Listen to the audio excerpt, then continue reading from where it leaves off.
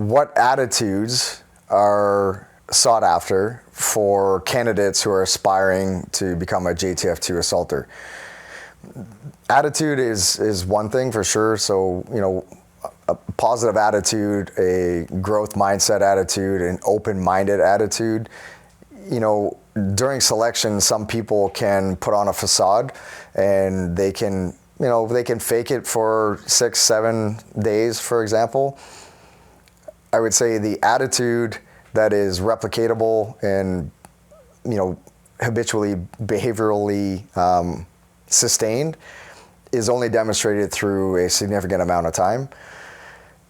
What selection is designed to do is to expose attributes that are sought after. So it's not just about the attitude, but it's also about the character and the depth of the character of the individual. Within 7 days, we get to see true colors of what somebody is capable of, but there's also those folks that do a good job of putting on a facade and wearing a mask. If they are selected and they end up going on further to phase 4, which is still a selection process, it just happens to be almost a year long, that's where true colors will start to come to the surface. And it's not been uncommon where, somebody gets through 4 or 5 months of, extensive training, and then habitual behaviors come to the surface and they become a trend. And those trends, if they're less desirable, will be addressed by the directing staff, and it's not been uncommon in the past where somebody will be asked they'll be removed from the process, and sometimes it just takes longer than others.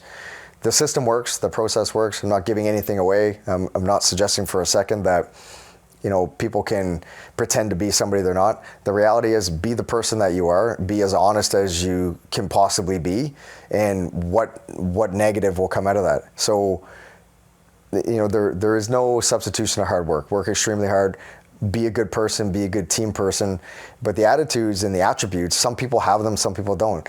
In some cases, those attributes that are being looked for and what are being assessed for, it may not come to the surface until later in the process. My point in this long-winded way of saying is the process works, the system works, it's been proven. The reality is sometimes those guys do a good job of blending in and being a bit of a chameleon, but eventually the true colors will come to the surface, and eventually the honesty of that person will be potentially of question. So be the person that you are. JTF2 is not for everybody, and that doesn't make you less of a person or less of a soldier.